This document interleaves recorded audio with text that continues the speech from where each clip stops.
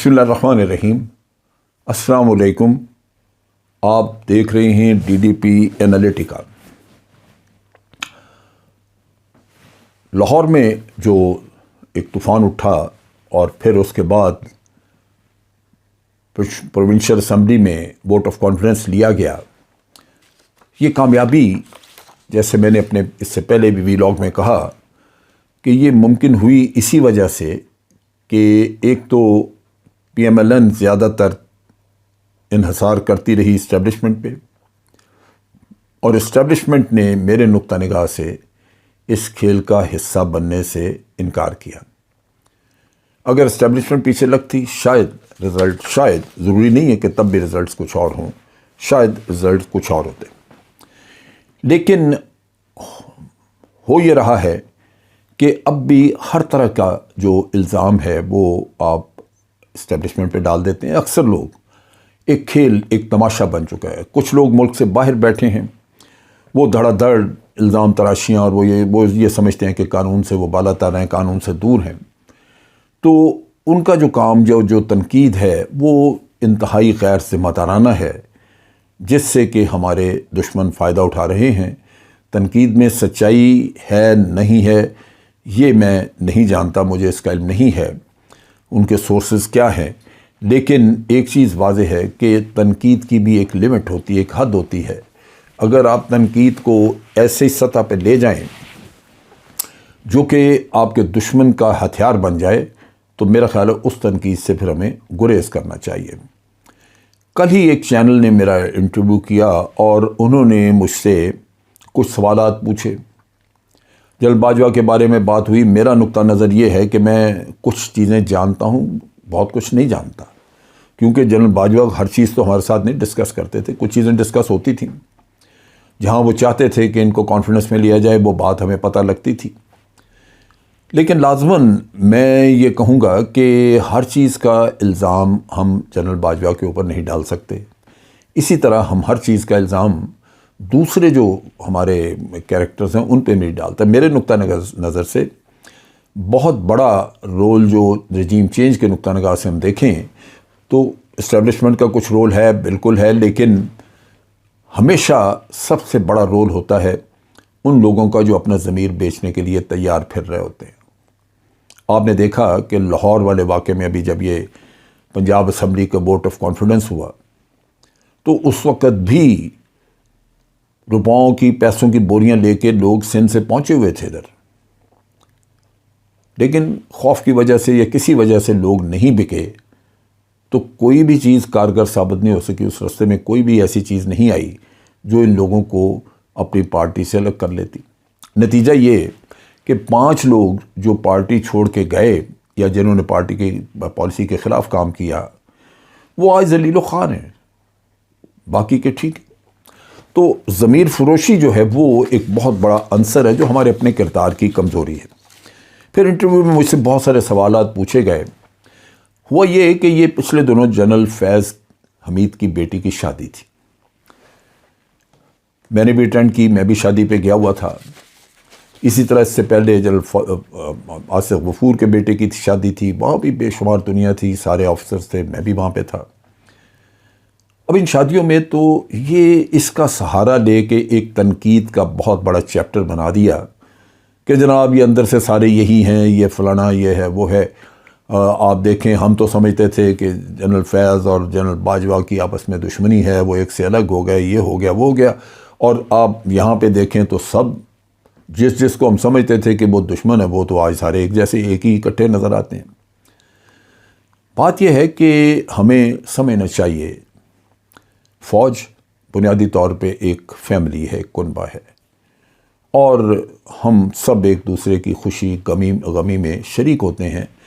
बावजूद बाज़ औक़ात हमारे इख्तलाफात होते हैं, बाज़ औक़ात हमारी एक दूसरे से बहुत ज़्यादा कुर्बत नहीं होती, लेकिन जो ऐसे मौक़े होते हैं जिनमें के ज़रूरत होती है इत्तेहाद की, वहाँ हम सब इकट्ठे होते हैं।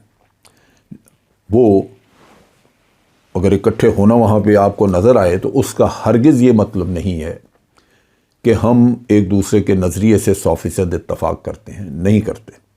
ان شادیوں میں میں بھی موجود تھا، لیکن میں رجیم چینج سے میں نے اتفاق نہیں کیا. میں قطعاً میں سب سے ملا بھی، خاص طور پہ آصف غفور کے بیٹے کی شادی میں میں سب سے ملا، لیکن جس سے بھی ملا اس کے اپنے نقطہ نظر سے میرا نقطہ نظر ضروری نہیں کہ ملتا، اور بعض جگہوں پہ تو بہت ہی مختلف تھا میرا نقطہ نظر. اب فیض حمید جو ہیں ان کے بارے میں بعض پروپیگنڈا کیا جاتا ہے، نون لیگ بہت زیادہ کرتی رہی. سو مجھ سے سوالات اس نقطہ نگاہ سے انٹرویو میں پوچھے گئے، میں نے جوابات دیے، لیکن میں بعض چیزوں کی وضاحت کرنا چاہتا ہوں اس وجہ سے کہ یہ فیض حمید کا مسئلہ نہیں ہے، یہ افواج پاکستان کا مسئلہ، اور تھوڑا بہت اس میں چیزوں کو سمجھنے کی ضرورت ہے. آپ دیکھیے کہ جنرل فیض حمید پہ اوپر پہلے الزام لگایا گیا کہ اس نے الیکشن میں، پچھلے الیکشن میں اس نے عمران خان کی مدد کی، یعنی 2018 کے جنرل الیکشنز میں.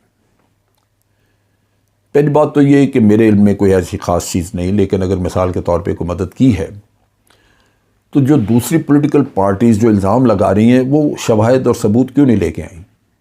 انہوں نے کوئی شواہد سامنے نہیں رکھے، واہ ویلا مچائے، کیونکہ ان کو یہ سوٹ کرتا تھا تماشا. عمران خان کہتا ہے کہ ہمیں نقصان پہنچایا انہوں نے. سو یہ کہیں نہ کہیں اس الزام میں تضاد موجود ہے کہ یہ الزام ایک شخص پہ لگایا جا رہا اور میاں نواز شریف برملا اس کا نام لیتے ہیں. جہاں تک تعلق ہے الیکشن میں کوئی مدد یا آج افواج پاکستان کہہ رہے ہیں کہ جناب ہمیں پولنگ بوتھ وغیرہ ان جگہوں کے قریب نہ رکھیں، ہمیں رہنے دیں، ہم پیچھے دور کھڑے ہیں، ضرورت ہوگی تو ہم اگر کوئی لا اینڈ آرڈر کا مسئلہ ہو تو ہم آ جائیں گے. سو سمجھنا چاہیے کہ یہ کوئی ایسی خواہش نہیں ہے کہ ضرور کسی کی مدد کرنے کی ضرورت یہ چاہتا ہے، آرمی چاہتی ہے. ایک واقعہ ہوا تھا جسٹس شوکت عزیز کا. جسٹس شوکت عزیز نے الزام لگایا کہ جناب ISI کے چیف میرے پاس آتے ہیں، ہمیں کہتے ہیں کہ جی فلاں کا بنائیں، بینچ میں فلاں فلاں کو شامل کریں، مرضی کے فیصلے کروانا چاہتے ہیں. میں نے ذاتی طور پہ جنرل فیض حمید سے یہ چیز ڈسکس کی، ایک دفعہ نہیں کئی دفعہ، اس زمانے میں بھی جب وہ واقعہ ہوا اور اس کے بعد بھی. جنرل فیض حمید ان کے پاس گئے تھے صرف ایک کام کے لیے، اور وہ یہ تھا کہ ISI نے اپنا رستہ بند کیا ہوا تھا سامنے، کیونکہ دہشت گردی تھی، سوئسائڈ بامبنگز ہو رہی تھیں، اور انہوں نے آپارا کی وہ سڑک بند کی ہوئی تھی تاکہ کوئی ادھر آ ہی نہ سکے، اور سینڈ بیگز وغیرہ رکھ کے تو اپنے آگے ایک محفوظ ایریا کریٹ کیا ہوا تھا. عدالت میں کوئی چلا گیا کیس لے کے، عدالت نے فیصلہ کرنا تھا، اور وہ ہمیں پتہ چلا کہ عدالت فیصلہ کر رہی ہے کہ جناب یہ رستہ کھولنے، بوریاں شوریاں ہٹائیں، جبکہ ISI ہیڈ کوارٹر کا تحفظ ابھی یقینی بنانا تھا. سو وہ اس کام کے لیے گئے کہ جی مہربانی کر کے یہ فیصلہ بھی نہ اناؤنس کریں، تھوڑے حالات بہتر ہو جائیں پھر سڑک کھلوا دیں. البتہ جسٹس شوکت عزیز صدیقی نے اپنے معاملے کا کہا کہ جناب آپ کا انفلوئنس ہے، یہاں پہ چیف جسٹس ہیں ثاقب نثار صاحب، تو مہربانی کر کے آپ ان کو کہیں میرے اوپر مقدمہ، میرے اوپر کیس بنا ہوا ہے اور وہ پرسو کر رہے ہیں کہ میں نے سرکاری پیسے سے کبوتروں کے دڑبے اور چیزیں بنوا کے چھت کے اوپر تو میں نے پیسہ بڑا لگوا دیا ہے وہاں پہ، تو یہ کیس میرا ختم کروائیں. تو اس پہ فیض حمید نے کہا کہ یہ میرے لیے ممکن نہیں، میں تو ان کو نہیں جا کے یہ کہہ سکتا کہ جی اس کا آپ کا اپنا اندرونی عدالتی معاملہ ہے.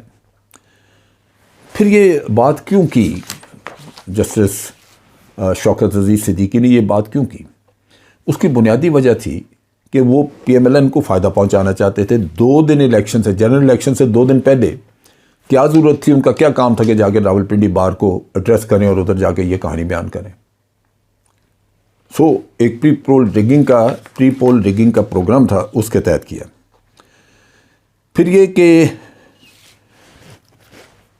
لبیک کا، تحریک لبیک کا دھرنا ہوا ادھر، اس کا الزام میں نے وہ بھی تحقیق کی، اور وہ پتہ یہی چلا کہ جیسے شوکت عزیز صدیقی نے اس دھرنے کا جب کیس سنا تو اس کے بارے میں دھرنا تو چل رہا تھا، تو انہوں نے کہا کہ یہ دھرنا اٹھائیں کیونکہ عوام کو تکلیف ہے، عوام کی طرف سے کیس تھا.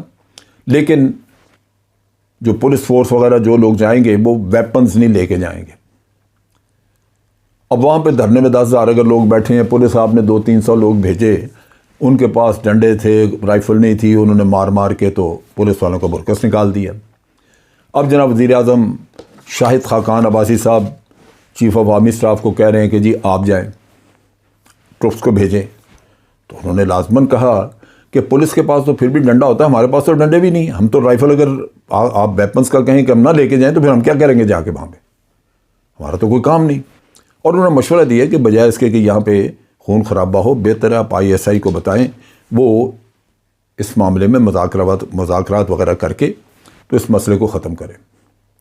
جنرل فیض حمید نے مذاکرات کیے اور رات 3 بجے ایک ایگریمنٹ، ڈرافٹ ایگریمنٹ جو طے پایا، وہ اس کو اپروو کرانے کے لیے احسن اقبال صاحب کے گھر گئے، جو کہ اس وقت ہمارے وزیر داخلہ تھے۔ انہوں نے ٹیلی فون پہ شاہد خاقان عباسی کو پڑھ کے سنایا، انہوں نے کہا جی ہاں دستخط کر دیں، تو تب ان کی اجازت پہ کہنے کے بعد دستخط ہوئے، اور انہی کی ریکویسٹ پہ یہ کام ہوا، ان کی ریکویسٹ پہ۔ لیکن آج دن تک عدالتیں بھی اور سب بار بار الزام انہی پہ لگاتے ہیں۔ PMLN نے جس چیز پہ بھی الزامات عائد کیے، اس کی وجہ سے فیض حمید کو یہاں سے ہٹایا گیا ISI سے، صرف اس وجہ سے کہ انہوں نے متنازع بنا دیا، جبکہ ایسی بات نہیں تھی۔ اور یہ یہاں سے جانے کا مقصد یہ ہے کہ ISI کا رول تھا، اور وہی مشکوک ہو رہا تھا۔ جب فیض حمید چلے گئے تو PMLN کو مطمئن کر دیا۔ آپ مقصد یہ تھا کہ بھئی سیاست میں اگر امپریشنز کام کر رہے ہیں اور آپ سوچ رہے ہیں کہ جی کوئی دخل اندازی کر رہا ہے، تو اس کو ہٹا دیتے ہیں، تاکہ ساری سیاسی پارٹیاں مطمئن ہوں کہ بھئی کوئی ایسا مسئلہ نہیں۔ لیکن اس کو ایک اور رنگ دیا گیا، کہا گیا کہ عمران خان ان کو chief of the army staff بنانا چاہتا ہے، اور فیض حمید جو ہیں وہ لٹکے ہوئے ہیں، وہ عمران خان کو اندر کی خبریں دے رہے ہیں، جبکہ حقیقت یہ ہے کہ فیض حمید خود جا کے جنرل باجوہ کو ریکویسٹ کر رہے تھے کہ جناب مجھے یہاں سے ہٹائیں۔ ایک تو میں بلا وجہ میری شخصیت متنازع ہو گئی، میرے اوپر انگلیاں اٹھنی شروع ہو گئی ہیں، اور دوسری طرف یہ ہے کہ میں کور کمانڈ کر لوں تاکہ میرا آگے چیف آف آرمی اسٹاف بننے کے لیے جب نام آئے تو میں کوالیفائڈ ہوں، میری کوالیفیکیشن جو ہے وہ کم نہ ہو۔ سو اس نے اپنے مفاد میں دیکھا، لیکن الزام یہ ہے کہ جناب وہ پتہ نہیں اندر سے کیا سازشیں کر رہے تھے عمران خان کے ساتھ۔ تو اس طرح کی باتیں کر کے آپ نے نہ صرف ہمارے لوگوں نے افواج پاکستان کو متنازع کیا، بلکہ بعض سینئر آفیسرز جن کی خدمات بہت ہیں، اگر میں اب دیکھوں فیض حمید کی، تو افغانستان میں جو جتنا بھی مذاکرات اور جو کچھ ہوتا رہے طالبان کے ساتھ، اس کے مذاکرات، امریکہ کا وہاں سے نکلنا، یہ سب چیزیں اس نے مینیج کی ہیں۔ آج بھی افغان طالبان کے ساتھ اس کی انڈرسٹینڈنگ بہت بہتر ہے۔ تو یہ جو تنقید کا سلسلہ ہے، میں سمجھتا ہوں کہ وہ رکنا چاہیے۔ سیاستدانوں کو اب چاہیے کہ خود وہ مل کے اپنے معاملات خود طے کریں، اور طے کرنے میں سب سے امپورٹنٹ چیز یہ ہے کہ الیکشن۔ اور میں سمجھتا ہوں کہ اب ہم اس سٹیج پہ آ چکے ہیں عمران خان کی یہ ریسنٹ کامیابی کی وجہ سے کہ ان کو الیکشن کروانے پڑیں گے، اور اس میں کسی کو بھی رکاوٹ نہیں بننا چاہیے، نہ ہی رکاوٹ کا الزام آنا چاہیے، خصوصی طور پہ پاکستان آرمی پہ۔ اور میں تو بلکہ یہ ریکمینڈ کروں گا کہ پاکستان آرمی کو اس پروسیس سے مکمل طور پہ دور رہنا چاہیے، تاکہ کسی قسم کا کوئی الزام آئے ہی نہیں کہ جناب ریگنگ، کیونکہ ہمارے ہاں جو الیکشن ہارے گا اس نے ریگنگ کا الزام لگانا ہی لگانا ہے۔ اگر وہ آرمی قریب آئے گی تو آرمی پہ لگ جائے گا، آرمی نہیں ہوگی تو کسی اور پہ لگ جائے گا، جو بھی ہوگا اس پہ لگے گا۔ لہذا ضرورت اس بار کی ہے کہ ہم اس سے ہر حالت میں دور رہیں۔ اب تک کے لیے اتنا ہی۔ افواج پاکستان زندہ باد، پاکستان پائندہ باد۔